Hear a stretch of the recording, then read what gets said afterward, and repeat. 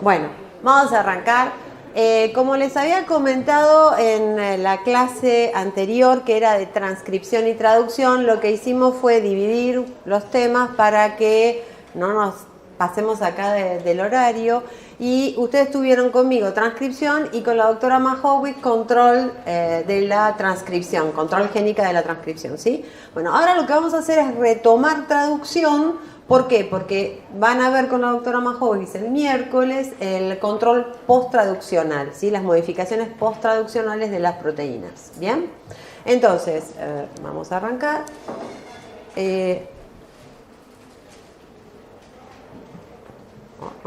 ¿Por qué no andas? Bueno, me parece que no va. Está funcionando. Ahí va.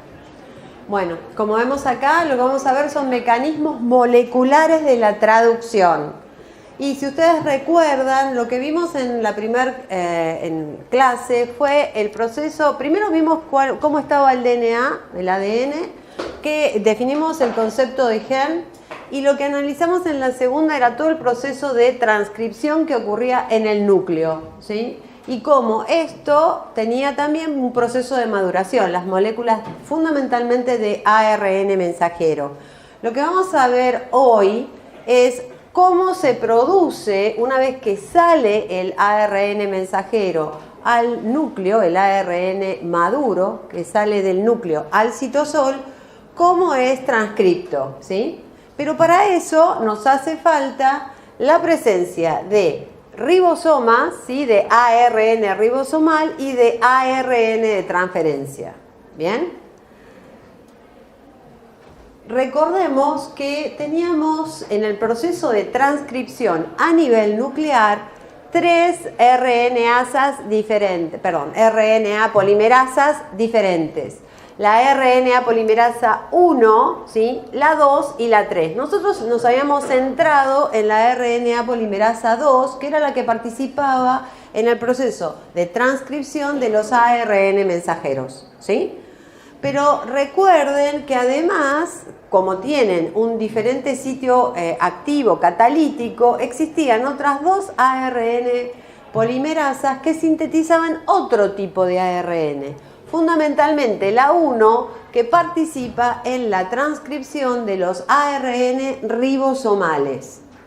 Y la ARN polimerasa 3, que va a ser la encargada de transcribir los ARN de transferencia. Hoy nos vamos a centrar en esos dos tipos de ARN, ¿sí? Cómo se transcriben y qué función cumplen. Para eso vamos a ver, en primer lugar, el ARN ribosomal. Como tal, tiene que ser transcripto. Y para ser transcripto, es transcripto en un subcompartimiento del núcleo, que es el nucleolo, ¿sí? Si ustedes recuerdan, en las clases anteriores, habíamos analizado este esquema donde teníamos al gen, a la secuencia promotora, la secuencia TATA y toda la maquinaria macromolecular que analizaron con la doctora Majowicz también, que participa de la transcripción específica de un ARN mensajero. ¿Bien?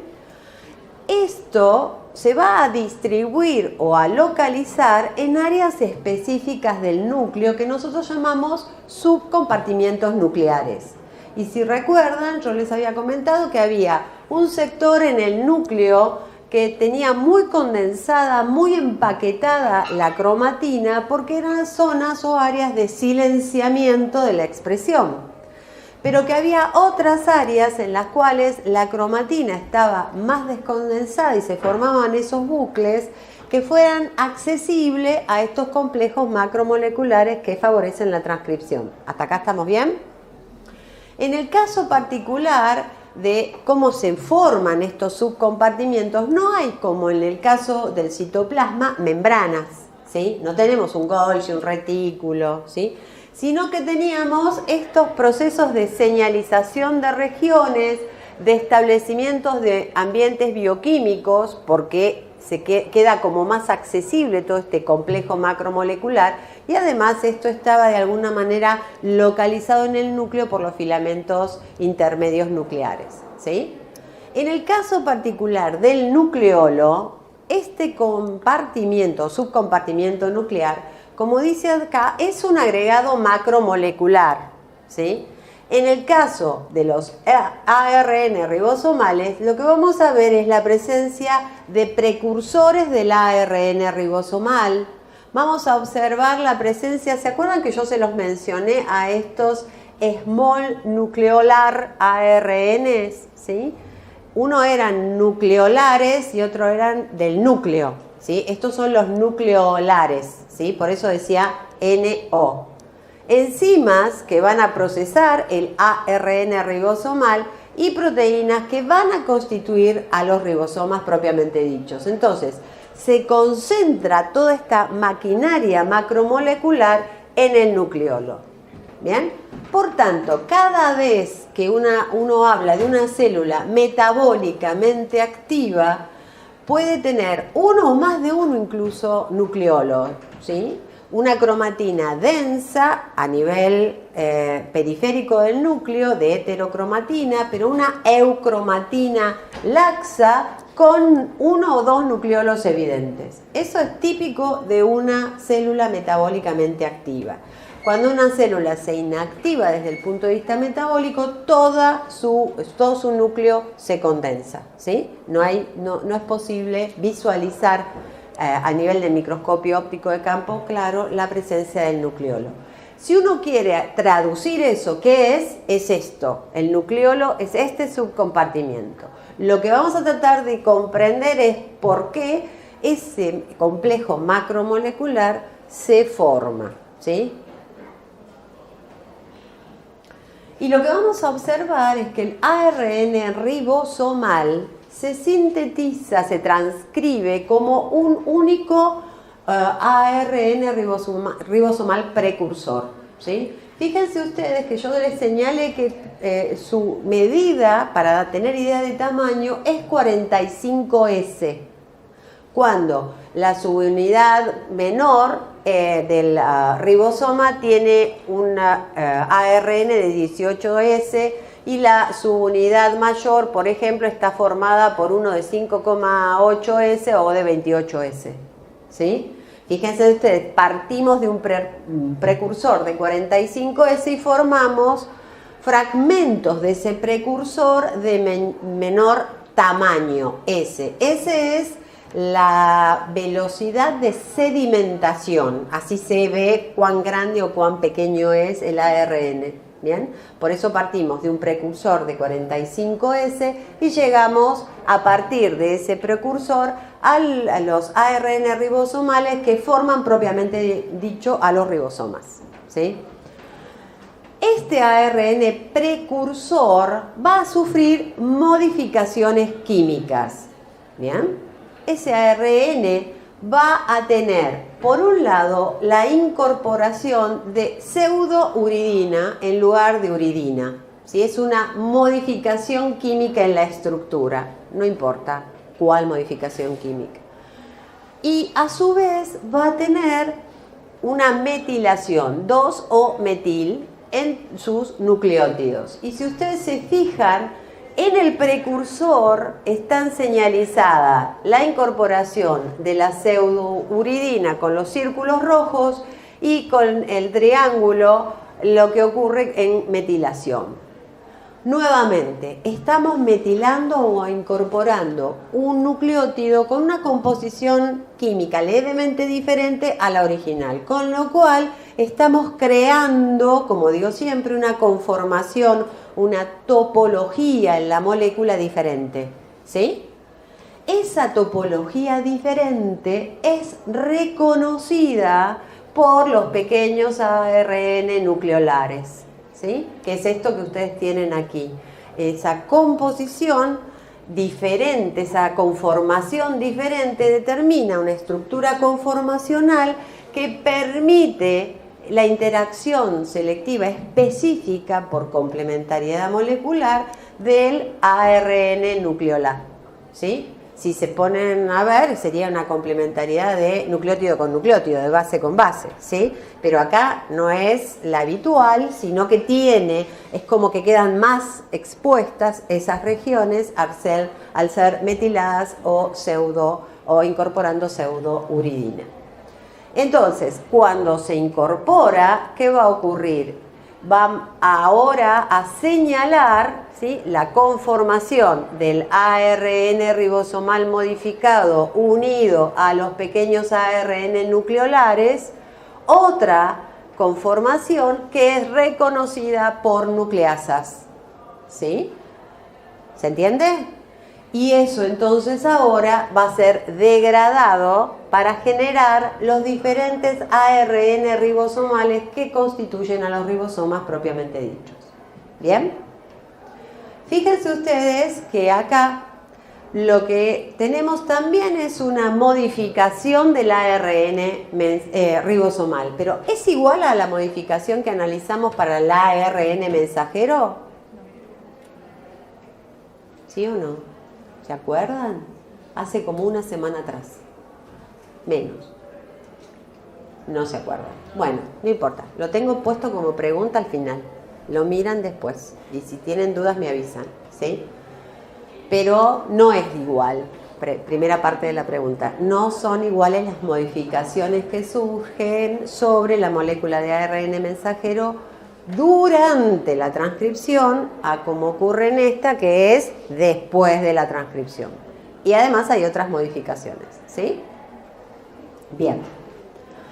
Ahora, tenemos, obviamente este ARN ribosomal, sale al núcleo, ¿sí? Y está como ribosomas no ensamblados en el citosol. ¿Bien?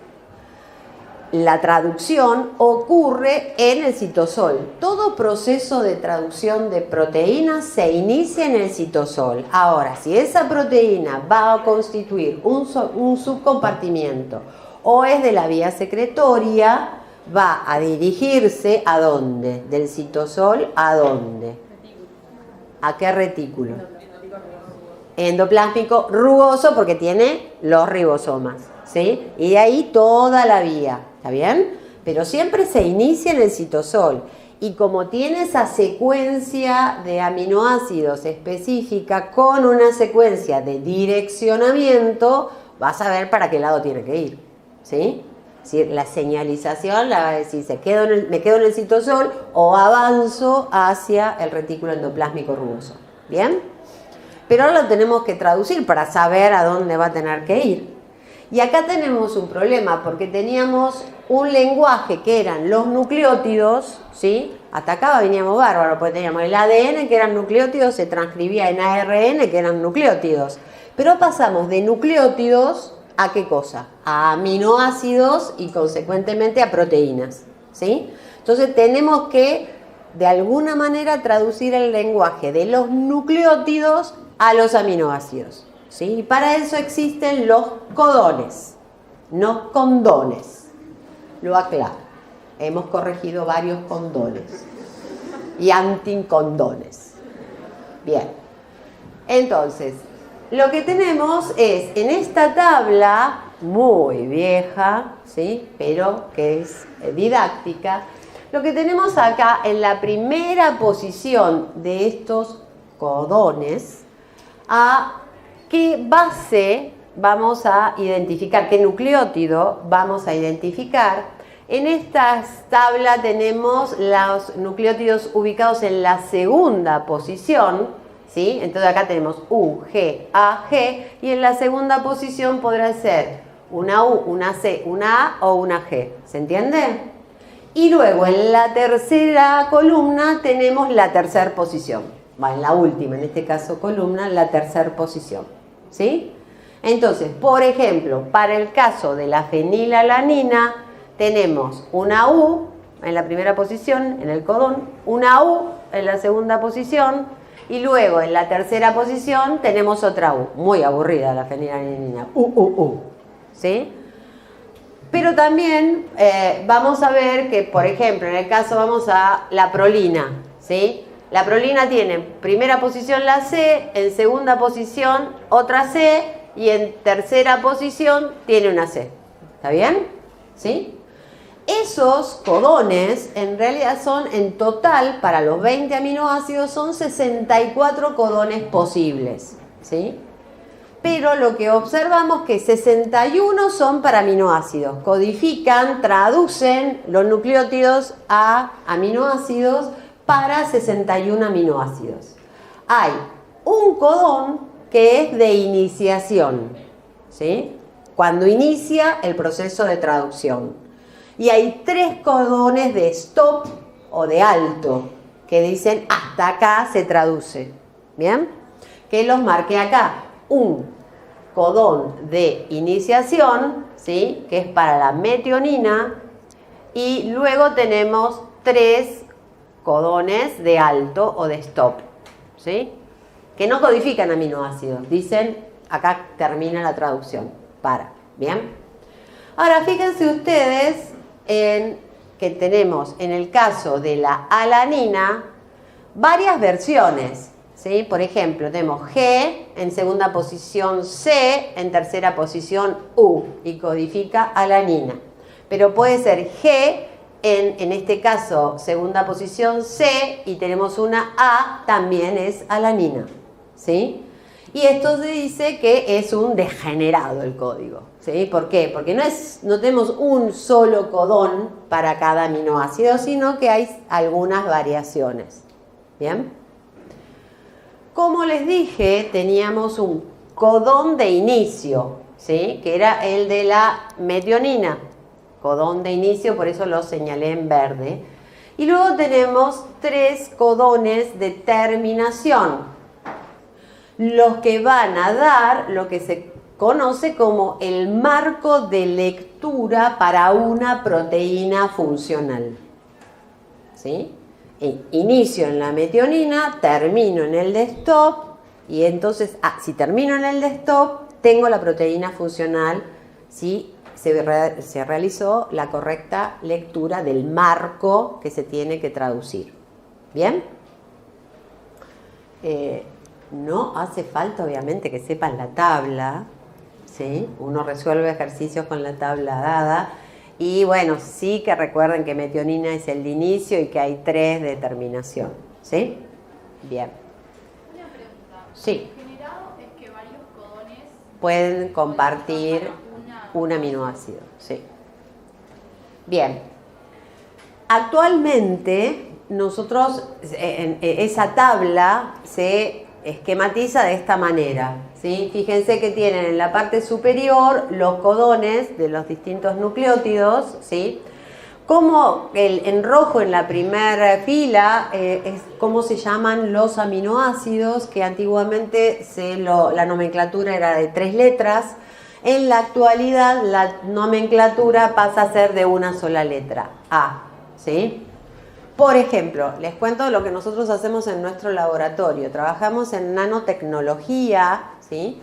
Y nosotros trabajamos en matriz extracelular, trabajamos en nanotecnología, y lo que hacemos es incluir en nanopartículas, como hablaron de liposomas, ¿se acuerdan? Bueno, estas nanopartículas son de productos biológicos, de quitosano, dermatansulfano, y le incluimos un tripéptido, ¿sí? Antiinflamatorio, ¿bien? ¿Para qué? Dirigir específicamente ese antiinflamatorio a las células endoteliales. O bien le incluimos un inhibidor de la transcripción de genes, ¿está? Lo que hacemos es, en uno de los casos, es un tripéptido antiinflamatorio. En la clara del huevo está, ¿sí? El tripéptido lo comemos habitualmente, ¿sí? Pero lo que pasa es que tendríamos que comernos toneladas de huevo para que tenga el efecto antiinflamatorio del tripéptido solito. Ese tripéptido que está en la clara del huevo se llama IRW, ¿sí? Entonces nosotros cargamos con el tripéptido IRW. Y si se fijan, la I es la isoleucina, ¿sí? La R acá es la arginina y la W es el triptófano, ¿sí? Entonces uno habla de una actividad antiinflamatoria del péptido IRW. No se habla más con 3 letras. ¿Está bien? Bien. Fíjense que en esto lo que tenemos es el péptido, el codón, que lo que hace es codificar a la metionina de inicio, y aquí figuran los 3 de stop, ¿sí? O de terminación. Y que hablamos del marco de lectura cuando la traducción se inicia en el péptido, en el aminoácido de inicio, la metionina, hasta el codón, digamos, de finalización, y ese es el marco de lectura que les va a dar una proteína funcional. Existen mecanismos de corrección, ¿sí? O de ubicación para el correcto marco de lectura que van a aprender en química biológica, ¿sí? Porque si no es infernal esto, no terminamos más. Vamos a pasar acá. Lo que vamos a ver entonces es que para que se lleve a cabo el correcto marco de lectura, ¿sí? De lo que se tiene que traducir, necesitamos 2 actores. Además de los ribosomas, necesitamos una aminoacil ARN sintetasa, enzima, ¿sí? Fíjense ustedes que es aminoacil. ¿A qué le suena aminoacil? Aminoácido, ¿sí? Y ARN sintetasa, ¿sí? Lo que va a hacer es darle al ARN el aminoácido, ¿bien? Entonces necesitamos una enzima y necesitamos un ARN de transferencia, ¿bien? El ARN de transferencia es un ARN como describimos en la primera clase de los ácidos nucleicos, no hay nada novedoso. La particularidad es que este ARN adquiere o se pliega en el espacio, dando lugar a lo que se llama un trébol, ¿sí? Un trébol de 3 hojas. Es decir, uno tiene, si ustedes se fijan, una L se dispone así, ¿sí? Si ustedes lo juntan estos 2 extremos, uno más largo y el otro más corto, si uno junta esto, estira, lo que le van a quedar cerca son estos 2 extremos, ¿se entiende? Bueno, es como una L extendida en el espacio, ¿sí? El ARN de transferencia, y por eso, digamos, es esa L extendida la que da estos 2 extremos que ustedes pueden ver ahí, ¿sí? Entonces tiene diferentes dominios de interacción. Por un lado puede interaccionar con el aminoácido que va a reconocer específicamente a través de la enzima, y por otro lado puede interaccionar con el anticodón, ¿sí? Que figura en el ARN mensajero que se tiene que traducir, ¿bien? Pero esto tiene una estructura en el espacio, una conformación. Entonces, si ustedes se fijan acá, lo que está ejemplificado es la aminoacil ARN sintetasa para el aminoácido fenilalanina. ¿Bien? Entonces tenemos un sitio específico de reconocimiento en la estructura de la enzima para cada uno de los aminoácidos, ¿sí? Entonces tenemos que tener 20 sintetasas. ¿Bien? ¿Se entiende? Una por cada aminoácido que se ha reconocido en ese sitio catalítico, y lo que vamos a tener es lo que se denomina un dominio de edición, que ahora lo vamos a ver más adelante. Es decir, que tenemos 2 dominios, uno de reconocimiento del aminoácido y otro de edición. ¿Bien? Cuando la enzima reconoce a su aminoácido, va a tener un cambio conformacional que activa la hidrólisis de ATP para AMP cíclico, es decir, que lo que vamos a ver es que la enzima en su sitio de unión al aminoácido va a formar un enlace de alta energía, ¿sí? Esta es la fenilalanina y se forma ese enlace de alta energía con un oxidrilo del ARN de transferencia que interacciona y es específico para esa fenilalanina. ¿Se entiende? ¿Sí? ¿Quedó claro? Bien. Como vemos, ese ARN de transferencia tiene el anticodón, digamos, reconoce el anticodón que figura en la molécula de ARN mensajero. Entonces, transfiere el aminoácido específico durante el proceso de traducción. El AMP cíclico, a ver, esa formación de un enlace de alta energía, ¿sí? Vos tenés el aminoácido con el oxidrilo solo, ¿sí? Y lo que vas a hacer es formar ahí un éster, que no estaba en la estructura, ¿sí? Entonces necesitas romper, ¿sí? Generar, digamos, consumir energía para formar ese enlace de alta energía. No es un proceso que ocurra espontáneamente, por más que ocurre en la enzima, es decir, por actividad de la enzima, ¿sí? Entonces, incluso la fenilalanina interacciona con el AMP cíclico y tiene una conformación, y luego recién, cuando esto se une al ribosoma, se libera del AMP cíclico y es este dominio de edición que vamos a ver más adelante.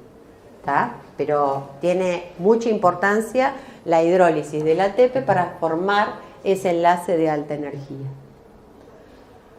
Bien, y lo que tienen acá es ese gráfico que les hice, donde tenemos la molécula del ARN de transferencia que interacciona por ese enlace de alta energía, ¿sí? Con el aminoácido fenilalanina, que es esa bolita verde, ¿sí?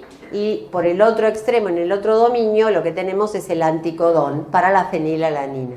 ¿Bien? Esta estructura, si uno la ve, es esto que se ve acá. Acá queda disponible, ¿sí? La fenilalanina, y acá queda disponible el anticodón. ¿Bien? Entonces, 20 sintetasas, 20 ARN de transferencia, que van a tener que interaccionar selectivamente para poder de alguna manera incorporar específicamente el aminoácido en la proteína que se está traduciendo, ¿sí? Bien. Pero a veces pasa que esto no es tan selectivo, no es tan específico, y puede ser que si un aminoácido es muy chiquito y el otro es muy grande, hay impedimentos conformacionales que hacen que la enzima solo interaccione con el aminoácido con el cual tiene que interaccionar. Pero a veces, si ustedes se fijan, los aminoácidos tienen metilos de diferencia, ¿sí? Entonces tienen prácticamente el mismo tamaño, la misma conformación. Entonces puede ser que alguno que se incorpore en el sitio catalítico, ¿sí? No sea el que debería estar incorporado, ¿sí? Entonces, lo que vamos a ver es que la enzima, la sintetasa, tiene ese dominio de edición. Tiene un dominio en el cual cliva, corta el aminoácido que no está bien incorporado, ¿sí? ¿Cómo hace esto? Lo que tiene, esto que ustedes ven acá, ¿sí? Este androide verde es la enzima. ¿Bien? Entonces, lo que nosotros sabemos es, esto que está en turquesa es el ARN de transferencia, acá estaría el anticodón, ¿se ubican? Y acá tenemos en rojo el aminoácido que se incorporó, con todo lo que acabamos de describir en la diapo anterior, ¿sí? Pero cuando interacciona con el sitio catalítico, detecta que ese no era el aminoácido porque no se forma la complementariedad molecular óptima, no tiene la conformación, el sitio catalítico óptimo, y entonces hay un cambio conformacional que desplaza el aminoácido hacia el sitio de corrección, ¿sí? Al de edición. ¿Bien? ¿Y qué hace ese sitio de edición? Elimina, ¿sí? El aminoácido incorrecto y vuelve a empezar. ¿Está bien? Entonces hay un control de calidad, no solamente dado por la especificidad, sino también por la propia enzima, a partir de ese sitio de corrección o de edición. ¿Bien? ¿Quedó claro? ¿Sí? Bien. Entonces, vamos a ver que para sintetizarse una proteína, ¿qué necesitamos? La formación de enlaces peptídicos, ¿sí? Y ustedes recuerden que esos enlaces peptídicos, acá tenemos 1, R1, 2, 3, y se va a incorporar un cuarto aminoácido. ¿Bien? El primero que se incorporó es R1 y está unido por este enlace peptídico carbono-oxígeno, carbono-nitrógeno-hidrógeno, ¿sí? al R2, al aminoácido 2. Fíjense que el aminoácido 3 sigue unido a lo que esquematiza al ARN de transferencia, ¿sí? Y el cuarto, el que va a ingresar, ¿sí?, para formar acá entre este ácido orgánico carboxilato y el grupo amino, el enlace peptídico, también está unido a su ARN de transferencia. ¿Nos ubicamos? ¿Sí? Bien. Hasta acá no aparecieron los ribosomas, ¿sí? Entonces ahora necesitamos ver cómo se cataliza en el ribosoma ese enlace peptídico. ¿Bien? Y para eso lo que tenemos es la subunidad menor y la subunidad mayor. La subunidad menor va a ser la que interaccione en primer lugar con el ARN mensajero y sobre todo lo que va a detectar en esa proteína que se tiene que traducir es el primer aminoácido que se va a incorporar, que ¿cuál es? Metionina. ¿Bien? Entonces, lo que vamos a ver es que metionina va a interaccionar inicialmente con el sitio P. Y acá vamos a ver que tenemos conformaciones dentro de la unidad del ribosoma, tanto menor como mayor, cuando interaccionan, se encastran sobre la molécula de ARN mensajero y generan lugares, regiones específicas en su conformación, ¿sí? Y esas regiones se llaman, o sitios, se llaman E, P y A, ¿sí? Para que lo recuerden como ayuda memotécnica sería: ¿dónde engancho el aminoácido A, aminoácido? ¿Dónde formo el enlace peptídico? ¿Sí? Y ¿dónde eyecto al RNA de transferencia? ¿Sí? ¿Está bien? A, P y E. Y entonces, lo que vamos a tener es, en primer lugar, bueno, vamos acá arriba con la letra chiquita. Una vez que en el sitio P se incorpora el primer aminoácido, que es lo que ustedes tienen arriba en paso 1, ¿sí? Lo que vamos a ver es que necesitamos de factores de iniciación, ¿sí?, y de la contribución de GTP para el proceso de traducción, ¿sí? Hay factores que son proteínas de muy pequeño tamaño, que van con diferentes nombres, se llaman EF, 1A, E y demás. No hace falta saberse los nombres, solo que pongan factores de iniciación. Y lo que vamos a ver entonces es que vamos a tener, en el caso ya el péptido de iniciación es el 1, ¿sí? Ya se inició la traducción y la síntesis de los enlaces peptídicos 1, 2 y 3, y el que estábamos incorporando era el 4, ¿se acuerdan de la diapo anterior? Y bueno, lo que vamos a ver entonces es que una vez que se inició el proceso de traducción, lo que se incorpora, digamos, en el 4, los factores de elongación permiten que el anticodón reconozca el codón, ¿sí?, y esto seleccione el aminoácido 4 que se tiene que incorporar en el sitio A. Una vez que es chequeado esto, siempre es, si es el adecuado, ¿sí?, si tiene la correcta conformación y complementariedad de bases, lo que va a ocurrir es que se produce el enlace peptídico, ¿sí? Y al producirse el enlace peptídico, lo que vamos a ver es que hay un desplazamiento del A al P para formar el enlace, y una vez producido esto, recién se elimina el ARN de transferencia, se eyecta, ¿sí?, de la unidad ribosomal completa. ¿Bien?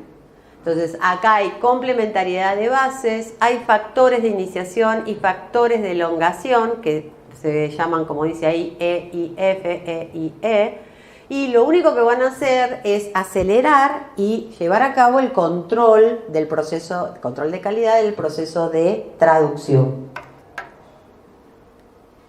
Ay, perdón, adelante.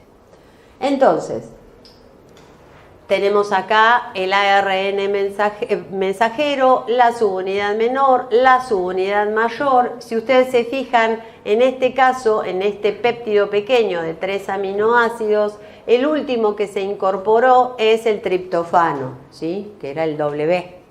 Y ya este tripéptido tiene que digamos, deja de traducirse porque solamente tiene que tener 3 aminoácidos. Entonces lo que vamos a ver es que en el sitio A lo que se incorpora es otro factor, que también es una proteína pequeña, que lo que hace es bloquear el sitio de los aminoácidos, ¿sí? ¿Y esto por qué? Porque hay complementariedad con esos codones de stop o de terminación. Sí. ¿Cómo es el transporte de los ARN con referencia hacia el ribosoma? ¿Es aleatorio? O sea, pasa uno si entra y si no. Sí, en general el citosol es una bolsa de agua con todos los nutrientes y aminoácidos, ¿sí? Lo que tenés es una mayor, digamos, complementariedad o necesidad según los requerimientos, y entonces va a haber una mayor producción de esos ARN de transferencias específicos para la proteína que luego va a tener que ser traducida, ¿sí?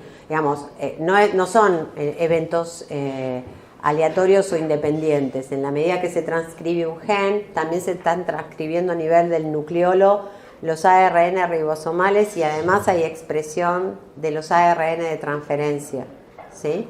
Que sean específicos para esa proteína, ¿sí?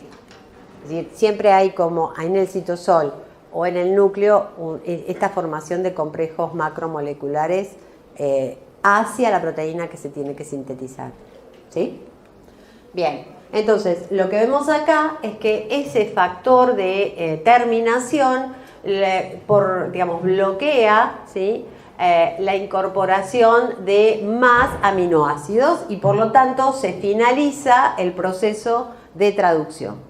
¿Está bien? Entonces lo que pasa es que este aminoácido, que es el último, es eyectada el ARN de transferencia y queda liberado el tripéptido en el citosol. Este sería un tripéptido para actividad en el citosol, ¿sí? ¿Bien? Perfecto. ¿Alguna duda hasta acá? ¿No? Bueno. Una pregunta. Sí, señora. ¿Viste por complementariedad interacciona con el Este sí, porque es una proteína. Acá hay complementariedad molecular con el codón stop. En el otro caso, el codón-anticodón es complementariedad de apareamiento de bases. Porque es una molécula, son ácidos nucleicos con ácidos nucleicos. En este caso no. Bien. Para terminar, lo que les dejo es para que ustedes miren una película como ejercicio. Ustedes estudian el proceso de transcripción, estudian el proceso de traducción, miran la película, ¿sí? No dura más de 5 minutos, ¿sí? Así que no hace falta pochoclo, ¿está? Es cortita. Pero háganlo, se lo sugiero, la idea es que lo hagan para autoevaluarse ustedes si entendieron el proceso, ¿sí? ¿Está bien? Y lo que van a hacer es encontrar las omisiones o errores en la película, ¿sí? Porque es esquemático, entonces siempre faltan cosas. Y a que no saben qué falta, todos los mecanismos moleculares, ¿sí? Entonces, si pueden decir qué es lo que está faltando y detallarlo, entendieron el proceso, ¿sí? ¿Y qué errores tiene? Porque también es vieja y hay un montón de etapas que por ahí no están bien puestas, ¿está bien? Y luego les puse 2 preguntas más. Explique el mecanismo molecular de la salida del ARN mensajero maduro al citosol. Y eso está enganchado con el transporte a través de ¿qué? Los poros nucleares, ¿sí? Entonces, hay cosas que entran, hay cosas que salen, ¿sí? Entonces pueden engancharlo con el tema anterior. Y compare la maduración del ARN ribosomal con el del ARN mensajero. ¿Está bien? Entonces, esto es solo para orientarlos en cómo estudiar. Pero miren la peli y después me comentan por foro qué le pareció, si les sirve o no. ¿Vale? Ok, buena semana. Había 2 preguntas, perdón, no se vayan, por favor. ¿No mencionó la modulación del ARN de transferencia o cómo es? El ARN de transferencia tiene un mecanismo muy similar al ARN mensajero, por eso no lo tomamos en particular. Sí, vos tenías una pregunta. No te escucho. ¿Cuál es el objetivo del aminoácido, la enzima, al actuar? El aminoácido es que el amino, ¿sí? El aminoácido va a encontrarse, va a interaccionar con el sitio catalítico de la enzima, por eso se llama aminoácido. Amino, porque incorpora el amino, acil, porque es un resto acilo, del RNA de transferencia. Es como que conecta los 2 actores, el ARN de transferencia y el aminoácido. Eso queda en la misma enzima, ¿sí? En el sitio catalítico, y es la que le da especificidad al proceso de incorporación del correcto aminoácido en la molécula que se está traduciendo. ¿Está bien? ¿Sí? Bueno, muy buena semana a todos.